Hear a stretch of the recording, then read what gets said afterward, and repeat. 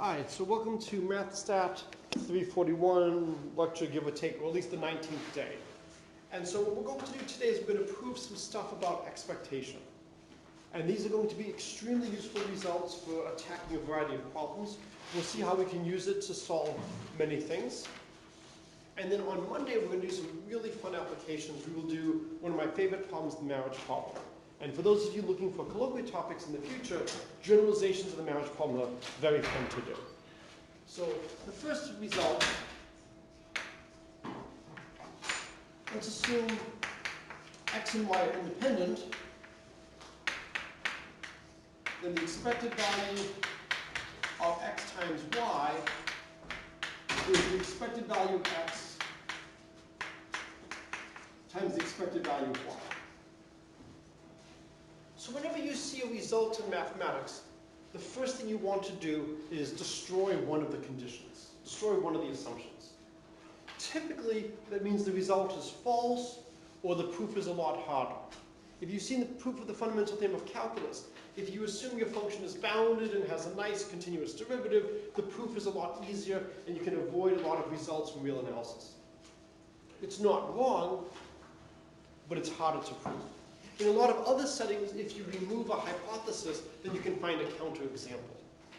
And so you should always be trying to ask yourself, how important is this? So do you think this result is still true if x and y are not independent?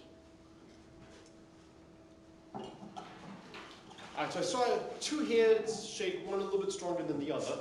So we'll assume it's false in general. So give me a counterexample. If not independent, let's take x and give me a really good choice for y.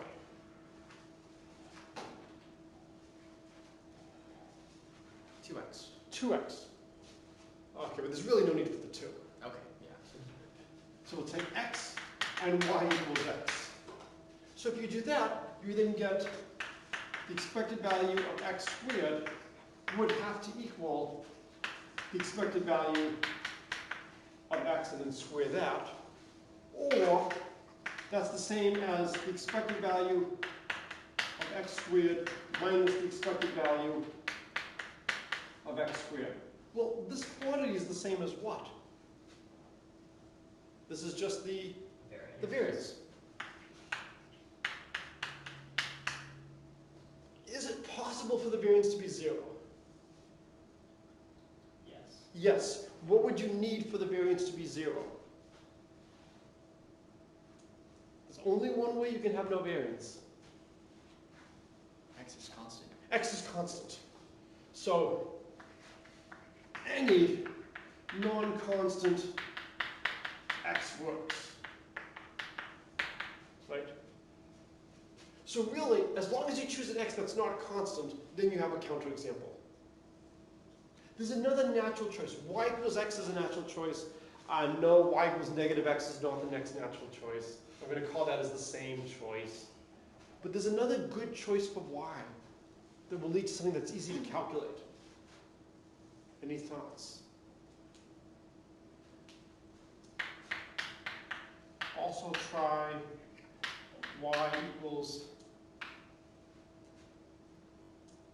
1, 0. Well, if you take it to be 1 or 0, then it's going to be true. Right. But I want y to depend on x. We need some kind of dependence. So what's a good dependence for y? Can you think of any y where you might know the distribution of x times y? Okay. 1 over x. 1 over x.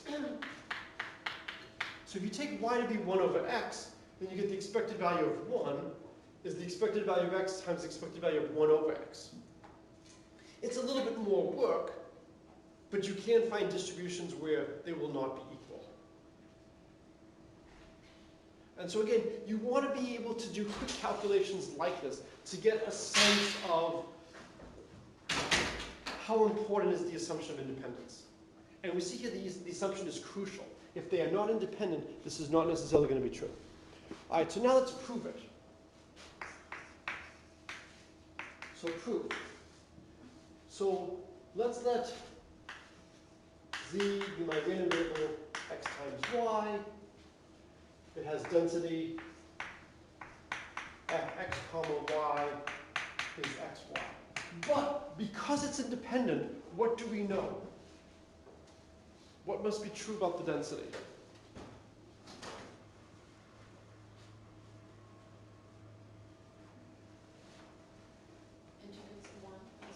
It integrates to 1, it's no negative. So we get that because it's a probability distribution. But because it's independent, the density has to have a nice form. So right now I'm writing it as a function of x comma y. How does the density split if it's independent? It's just the density of x times the density. Yeah, it's going to just be the modulo. The density of x times the density of y. And we're crucially using that because we have independence. And so now, the expected value of xy would be the integral, say minus infinity to infinity, integral minus infinity to infinity, xy, fxx, fy, y, dy dx. And now this is screaming at you to just do it as two integrals. This will just be the integral minus infinity to infinity, x, fxx dx, and then the integral minus infinity to infinity, y, fyy dy. And now, what is the first integral? You can just put it on top. So what's the first integral equal? Yeah, just the expected value of x. And similarly, the second one is just the expected value of y. So in words, the expected value of a product is the product of the expected values if they're independent.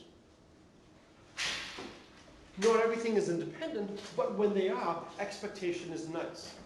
The first problem we looked at shows you why it's essential. This is only true when things are independent. If this held in general, then you would be in a universe where there is no variance. You can never improve yourself, but you can never get worse. Given that the Patriots are in first right now, that's not terrible. Williams football is doing well right now, that's not terrible. This could be best of all possible worlds. All right, the Middlebury game is gone. Depressing. Yes. All right, so now, there's some interesting results we can get from this. And I'm going to prove this in two different ways. The expected value of x minus mu x, so the mean of x, y minus mu y. And again, we're going to assume x and y are independent. Any thoughts as to what this product should be? Covariance. So it is a covariance term, and since we're assuming x and y are independent, what should the covariance be? It should be 0.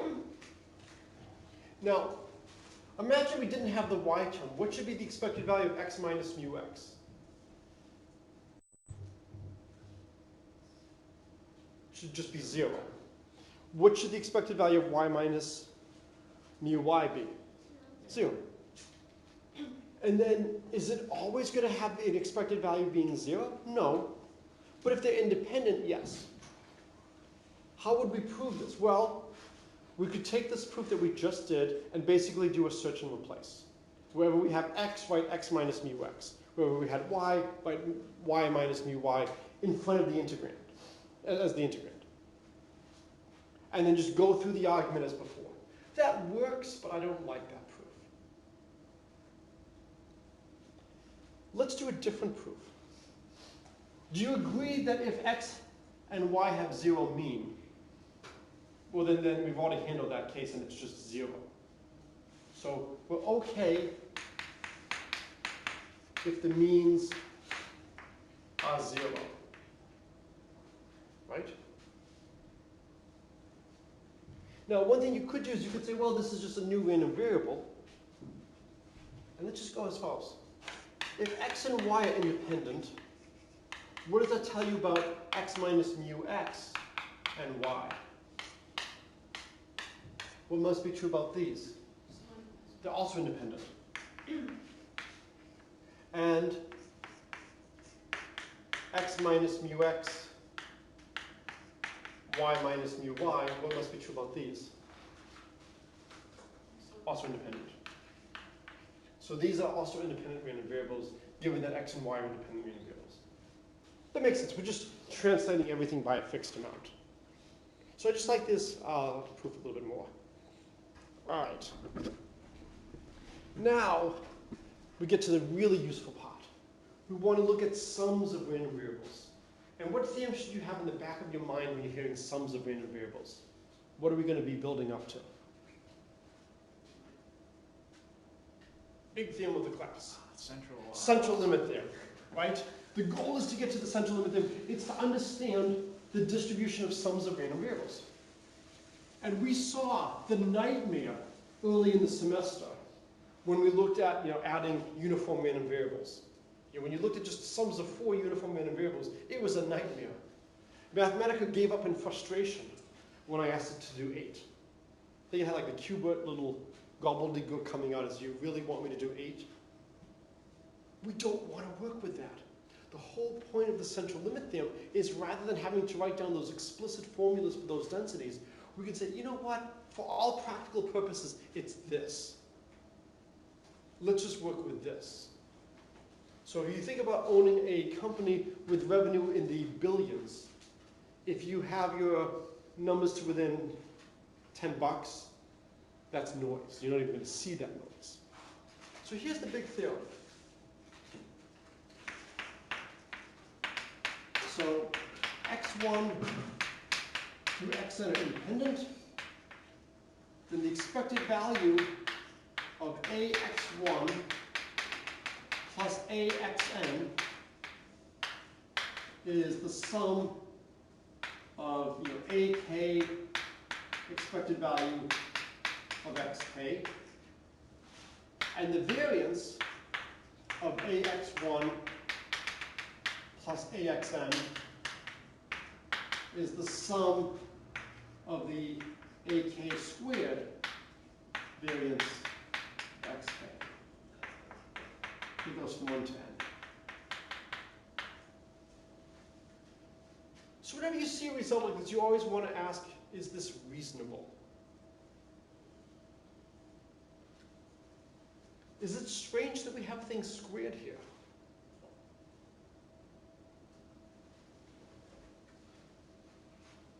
Why not?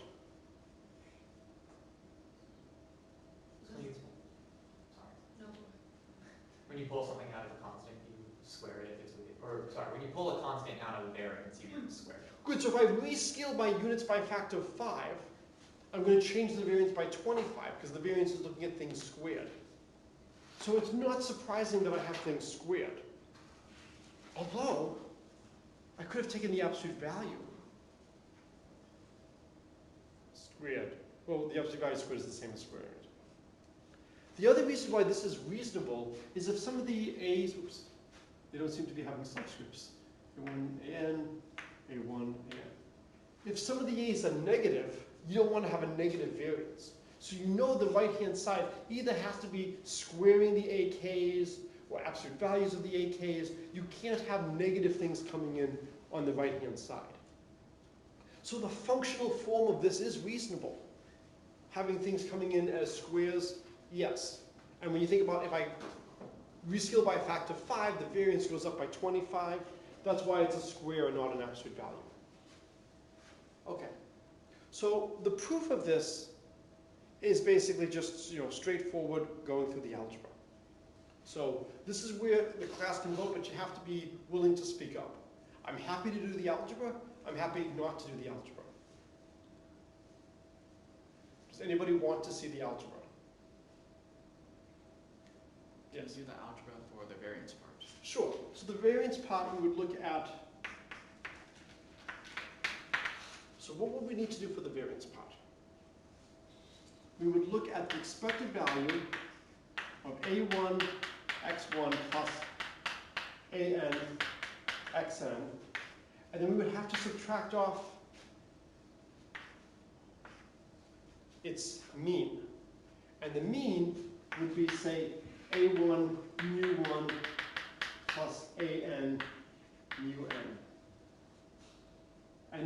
we square this. Right? That's how you find the variance. And now we're going to get a lot of cross terms. So how do we do this? There's a couple of ways we can do this. There's a lot of different ways to do the algebra. One thing is, we have this minus this. Is this screaming at you to do anything? Like group them? Yeah, group them. So, have I mentioned to you who is the patron saint of mathematics? A New England transcendentalist? Henry David Thoreau. Okay, what are his two most famous works? One of the fours, I forgot what book you wrote, but... So one is Walden, and this is coming from Walden. The other one is on civil disobedience. Given that you outnumber me, I don't really want to do on civil disobedience right now, so I will take something from Walden. And the advice he gives is simplify, simplify. Now, of course, you could simplify, simplify, simplify to simplify, but I think it's fine to have two simplifies to just really drive home the point. As an aside, when I was a postdoc at Brown, there was a donor to the university who was a huge Henry David Thoreau fan, who actually collected a lot of his stuff and sent it to Brown. So I actually got to look at Thoreau's college algebra book with his mathematical markings in the book for the problems he was doing. And it was, very interesting to be reading Thoreau's mathematics. He did a really good job with the Euclidean algorithm. Did he simplify a lot?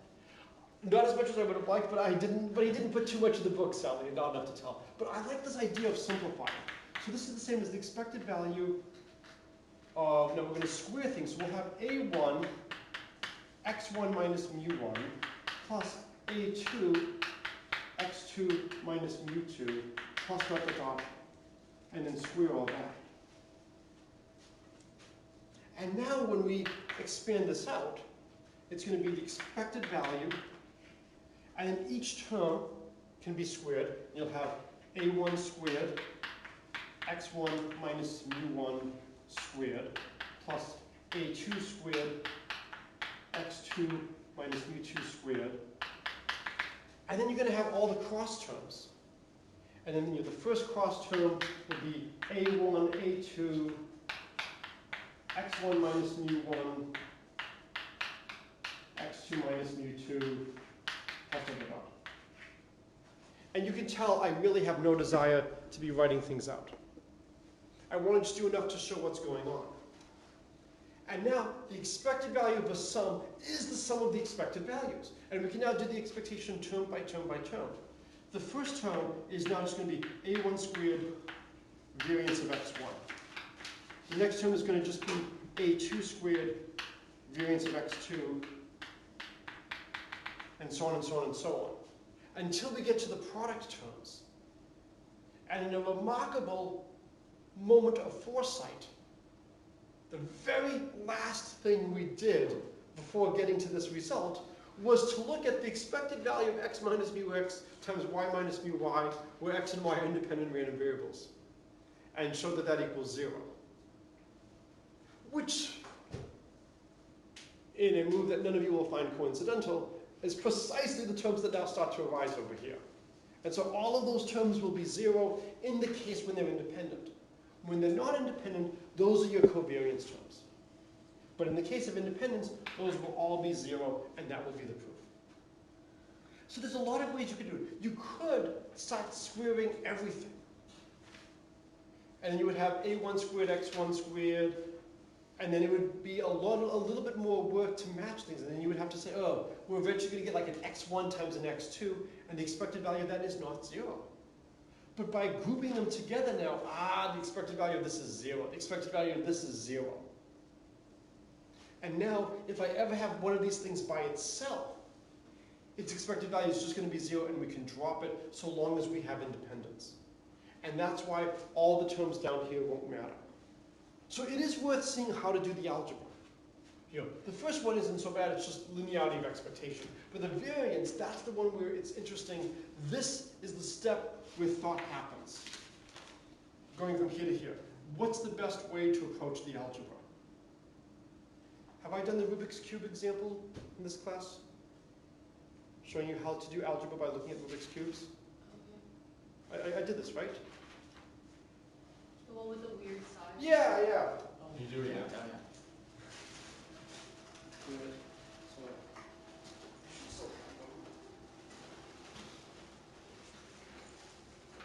Yeah. So I'll do it again because it was not entirely remember. Oh wait, this is not as good as this one works, but I like the other one better. So when you look at this, this is the standard cube. I can turn the red side like this without any problem.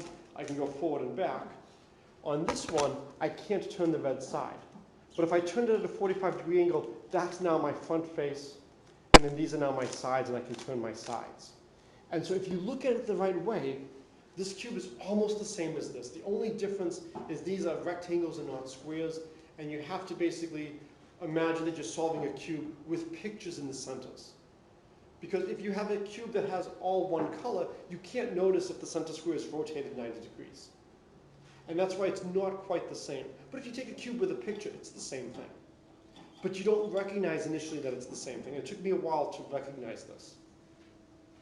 In fairness to me, the one I had was different sizes, and they were all the same color. So it's doing an additional level of obfuscation. But it's the same thing for the algebra here. Whenever you're doing a problem, is there a good way to view the algebra to get to the answer? If you're trying something and it's not working, stop and ask yourself, is there another way to approach this? On one of my complex exams in college, after filling up 2 pages, I wrote there must be a better way of doing this and solved it in a couple of lines. And my professor, Peter Jones, wrote in the margin, it's about time you realize that, Steve. And he was right to do that. Because the 2 pages I wrote was barely a start to the calculation. I was going to get it, but it was going to take a tremendous amount of time to slosh through and brute force it. But there was a better way. If you remember your Green-Gauss-Stokes theorems from multivariable calculus, there's a lot of integrals you can do very painfully, or if you appeal to these theorems, you can solve in one line. Okay, so the next thing is we've got that. Now we're going to start looking at specific random variables. So let's look at Bernoulli. So x equals 1 with probability p and 0 with probability 1 minus p. It's almost the simplest random variable I can give you. The constant is the simplest. If I want to calculate the expected value of x, well, this is just the sum of x times the probability big X equals x. Or maybe I should use n because it's integer valued. And what's nice is there's only 2 values of n. It's 0, it's 1. So you get 0 times 1 minus p plus 1 times p equals p. Now, Bernoulli random variables have a wonderful property. What's the expected value of x squared?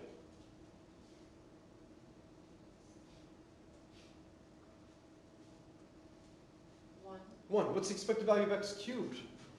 X to the 4th. Right? The expected value of x to the k is just 0 to the k, not a big deal, times 1 minus p, plus 1 to the k times p. It's still just p. So if I want to calculate the variance, it's going to be the expected value of x squared minus the square of the expected value. So you get p minus p squared. What should we do to p minus p squared?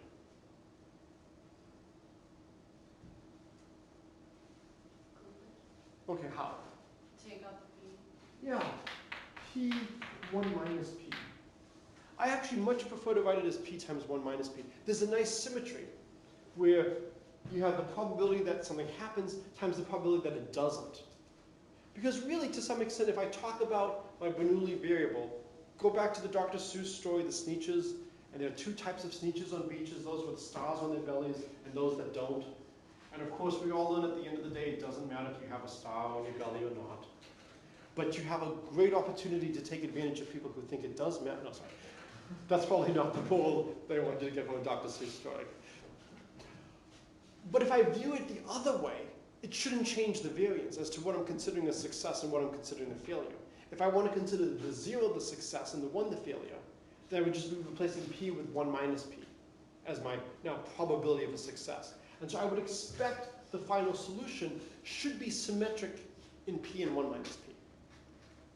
And so again, whenever possible, it's always nice to see that your formulas are reasonable. All right, so this is the Bernoulli random variable. The next from this, and Professor Montgomery covered this in his talk yesterday, is the binomial. And he showed how you could get the moments of the binomial by doing algebra. And it's a nice proof where everything works out perfectly, where you can pull out the factorials and things cancel. But you can also look at a binomial as a sum of Bernoullis. So binomial has two parameters, n and p. So p is the probability of success, n is the number of times you do it. So imagine you're flipping a fair coin n times, then p would be 1/2. Or maybe the coin is biased and has probability p of success. And x, if it's binomial, do we do n first or p first? N, okay. So the probability that x equals k is going to be, I want exactly k of the tosses to be heads. That'll happen with probably p to the k, and then the other ones are all tails. And so whenever you meet a random variable, what are the first two questions you ask the random variable? Probability. Well, no, because we're assuming it's a probability. It's like, we're not going to ask, do you go to Williams when we meet someone? We're going to assume, if they look clueless, that they are also a freshman. What's your mean? What's your mean? What's your variance? What's your variance? Right? Skewness and kurtosis is a very personal question, which you typically do not ask random variables. But mean and variance, you got to expect that. So we saw how to calculate the mean and the variance by algebra. There's another way to view this. X is equal to x1 plus xn, where each xi is Bernoulli with probability p. So we can just regard this as a bunch of independent tosses. So that means the expected value of x is going to just be the sum, I goes from 1 to n, of the expected value of xi. Each one of these is just p. We have n of them, so it's just n times p. This falls under the heading of the blatantly obvious. If you flip a fair coin with probability p of heads, what fraction of the tosses do you expect to be head? N times p. The variance is the more interesting one. So the variance of x, using the thing that was just erased, is going to be the variance of the sum of the xi. I goes from 1 to n. So it's going to be the sum, I goes from 1 to n, I'll write it very pedantically as 1 squared, times the variance of each xi.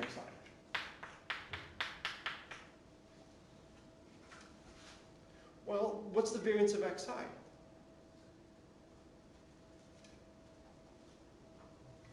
So each one of these is a Bernoulli random variable with probability p. So what is the variance of xi?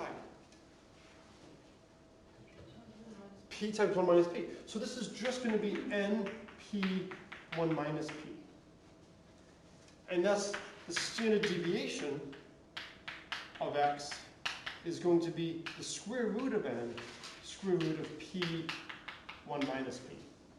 And what that tells you is the fluctuations are much smaller in magnitude than the mean. The mean is on order n, the fluctuations of size plus or minus square root of n. And this is why we're going to be able to get a lot of convergence coming in later, because it's going to be tight. So this is a much simpler proof than going through the combinatorics. All right. We've done differentiating identities already in this class, correct? We had mentioned that earlier. Let's see how we can do this using differentiating identities. It's always nice when you can prove something multiple ways. It's not nice when you get different answers. But if you get the same answer again and again and again, you get more and more comfortable. So, differentiating identities and binomials. So you always have to start off with an identity. So if we have a binomial random variable, can anybody think of any identities associated to the word binomial?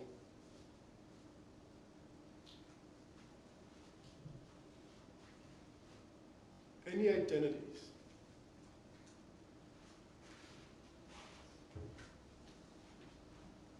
Any theorems? Binomial theorem. The binomial theorem.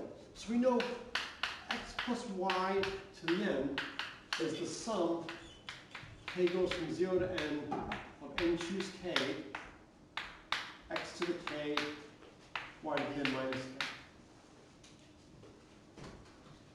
We can apply the operator x d by dx to both sides, and we'll get nx x plus y to the n minus 1. And then the reason we do x d by dx is that this will keep the power of x the same. And now we're going to get the sum, k goes from 0 to n, of k, n choose k, x to the k, y to the n minus k. So if we take x equals and y equals, we're going to be in great shape. What should we take x and y to be? 1 and 0. So we do 1 and 0, that the only term that will survive is when we have just k equals n. So we want this to be somehow related to our binomial random variable. What should we take x to be? What should we take y to be?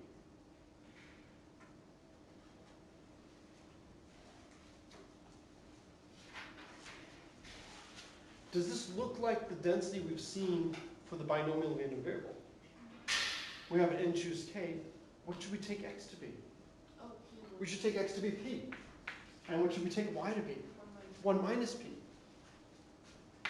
And if we do that, well, what's p plus 1 minus p? Oh, that's great, that's just 1.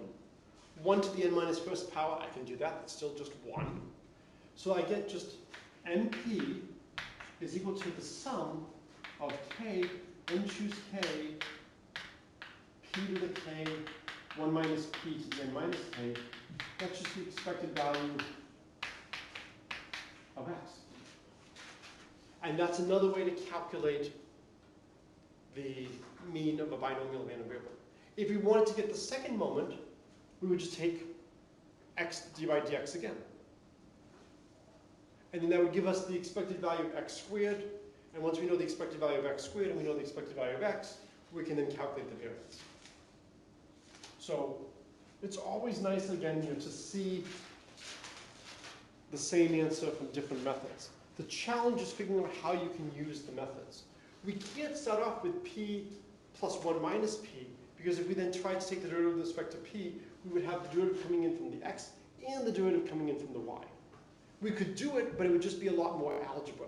You would have to use the product rule. What we do first is we first take the derivative with x, and then when we're done, then we set x to be p and y to be 1 minus p. All right. Any questions on this problem? All right. I have a fun, painful problem to give you now. But if you look at it the right way, it probably isn't so painful.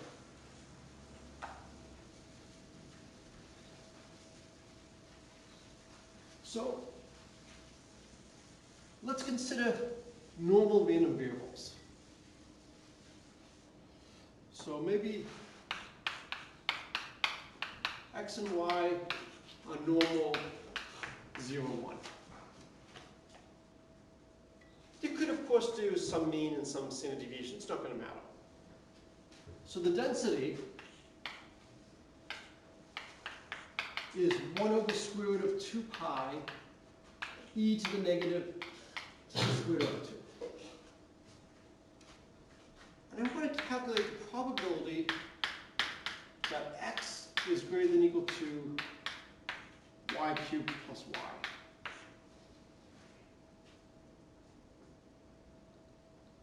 How would you do this problem?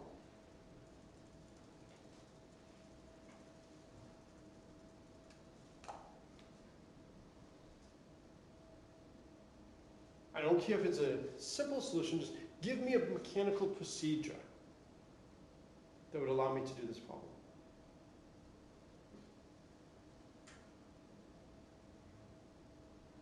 Would you integrate the density? So I would need to integrate the density function. So the density function is going to be 1 over square root of 2 pi e to the negative x squared over 2, 1 over square root of 2 pi e to the negative y squared over 2. And now you have to give me the range of integration. Which do you want to integrate first? The x. Okay. So you want to fix y and then integrate with respect to x? Oh. Or do you want to do it the other way? If I tell you a value of, well, let's see, if I tell you a value of y, do you know what values x should be going over? Oh no, you should start with y. Yes, if you fix a value of y, then I know x has to be larger than this. So I'm going to have y go from minus infinity to infinity, and I'll have x go from y cubed plus y to infinity. Dx dy. Enjoy. What makes you less than enthused about this problem?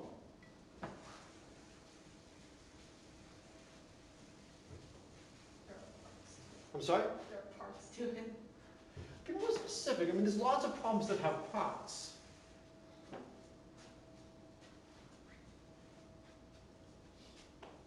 What's the big lie in your undergraduate career or high school career?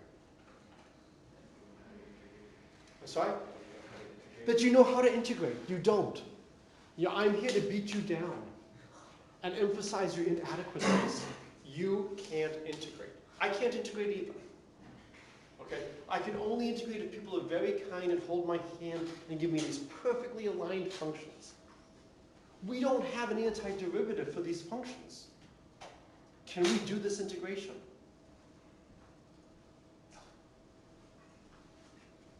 So we agree that we're not going to have any progress with this. We need another way. So there's a couple of things you should take away from my class. One is if you see a product, consider taking the logarithm. Simplify. And another one is to look for symmetry. So let's look a little bit. If x is greater than or equal to 0, let's do strictly greater, and y is less than 0, what can you tell me? Is this going to be true or false? False. True. Oh, So, true. And what's the probability that this happens?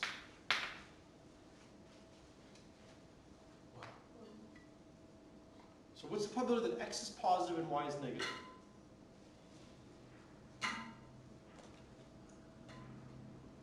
Quarter. A quarter, right? X is going to be positive half the time. Y is going to be negative half the time. They're independent. So this happens 25% of the time. You've already done 25% of the integration, right? What should we do next? If x is less than 0 and y is less than And y is 0. greater than 0. What's the answer now? Is this true or false? Always false. Always false.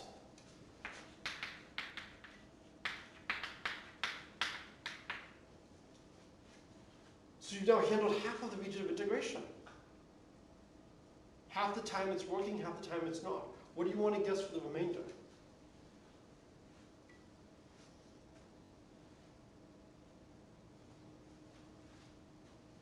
And that's the more tricky part, right? Does anybody want to make a bold conjecture? That's what the final answer is. The final answer being like a probability. Yeah, anybody want to give me a conjecture?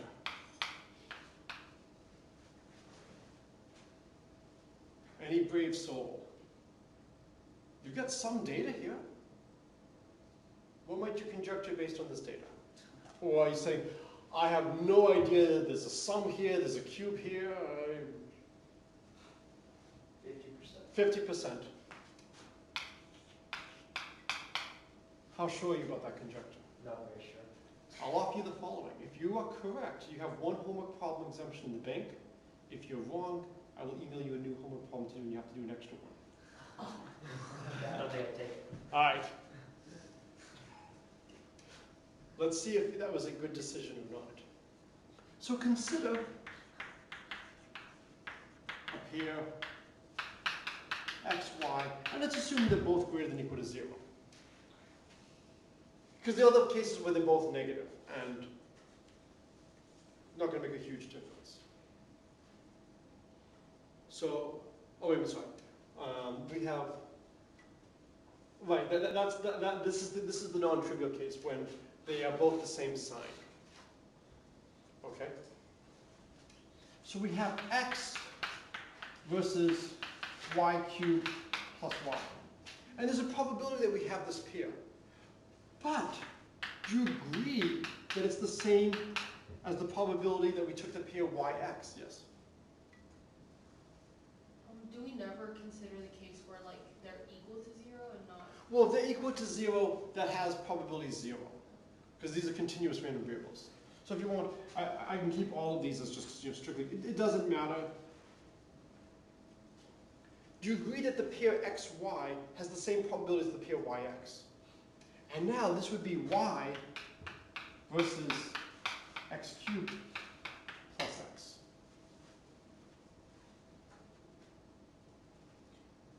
Is it possible for x to be greater than y cubed plus y and y to be greater than x cubed plus x?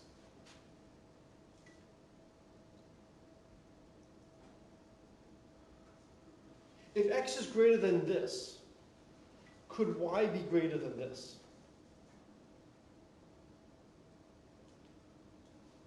So if this is true, what does that tell you about this one? False. Because x is greater than y, so this side has to clearly be greater than, so this has to be false. What if this is false? So x is less than y cubed plus y. So assume x is less than or equal to y cubed plus y. And now you want y versus x cubed plus x.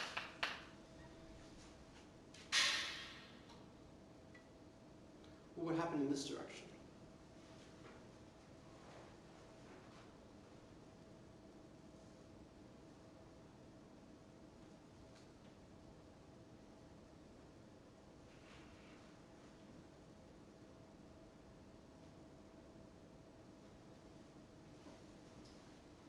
So now we're assuming you're false. Would it be true? So why would it be true? So x is less than or equal to y cubed plus y.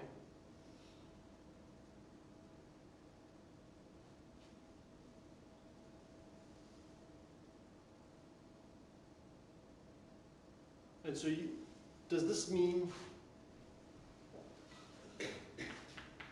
is y greater than or equal to x cubed plus x?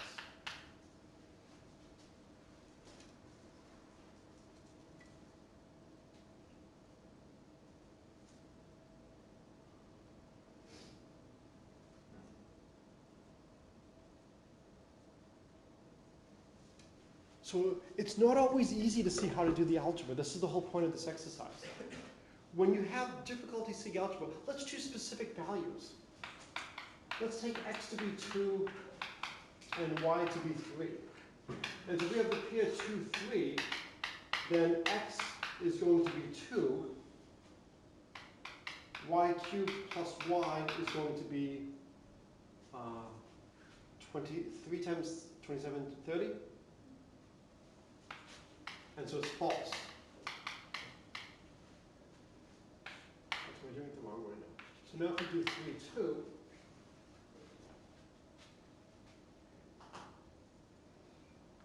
so So now if we do it that way, we would have the first thing would be 3.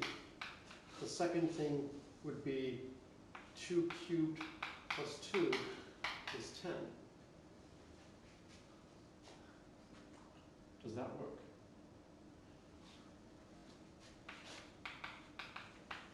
So when you're looking at something like this, if you're not sure which way it goes, try a specific example. And so as soon as we saw that, we were feeling very good when we got a true here that implied the false, but unfortunately, it could depend on values. So the question is there a good way to look at this to see that, if I have one of these pairs, what can I say about the other one?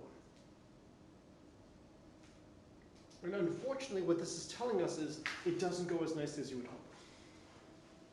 So I will leave this over here for you to think about, to see, is there a way to finish the problem? How could you build intuition as to what the answer is? This is almost a Pavlovian question. You should have a response now.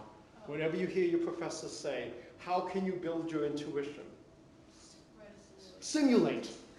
Right? Thoreau was simplify, simplify, simulate, simulate.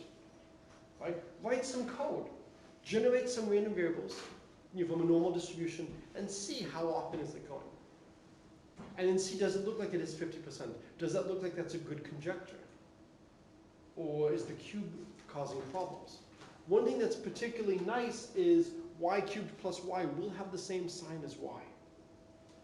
So that might give us enough comfort to give us the solution at the end of the day as 50%. So I'm deliberately leaving it here. So it is not clear if it was the right decision or not to take the bet or to pass on the bet. If my daughter was the one who was offering the deal, the answer is do not take the bet. When she was helping me teach my problem-solving students the Rubik's Cube last year, and I asked a question, she answered and then covered her mouth quickly. She deliberately said the wrong answer to try to see if she could get one of the Williams students to say what she said. And it worked. And she, okay. So with my daughter, I'm warning you. If she comes in here, do not take her bets. With me, you at least have some of a chance. So I will end with convolution. And I just want to remind us that x and y are independent, and we let z be x plus y, then the density function of z, we write this as fx star fy evaluated at z, and this is the integral fx of t fy of z minus t dt. T goes from minus infinity to infinity. And of course, this is the same as fy star fx. Order doesn't matter. We show that this does integrate to 1. This is remarkable. Now, I'm giving you the sum of two independent random variables. As a nice exercise, what do you think the density function would be if you had the product of two? How can I get from a product to a sum? Log. So the relationship might be a little bit different. There is an analog of convolution for products. You can basically say, screw this, I'm going to take a logarithm, now I have a sum, and I have my new density, where I would have to do a logarithmic change of variable. So for instance, if I want omega to be the log of x, you can figure out what its density would be. So for this, you would want x to be non-negative. And you could say maybe the cumulative distribution function of omega, maybe equaling little omega, would just be the probability that w is less than or equal to w, which is going to be the same as the probability that the log of x is less than or equal to w, which is then going to be the same as the probability that x is less than or equal to e to the w, which is just the cumulative distribution function of x at e to the w. And then if I take the derivative, I get the density function. And then that would just be the density function of x at e to the w. So now I have to take the derivative of this, and I will get this extra factor of e to the w. So I can calculate the density of the log very easily. And so if I wanted to deal with products rather than logarithms, I could do that. And we will see later that there's something called the Fourier transform. And it turns out that the Fourier transform of the convolution is the product of the Fourier transforms. This is very similar to the expected value of a product is the product of the expected values. We're looking for things that transform nicely. On Monday, I will teach you how to either hire somebody or how to get married. It is the famous marriage secretary problem. The warning is my student who decided to use this to find a spouse many, many years ago, despite being a very successful Williams graduate, is still single. Now, it might be because he decided to study economics at Harvard, and people just don't want to have anything to do with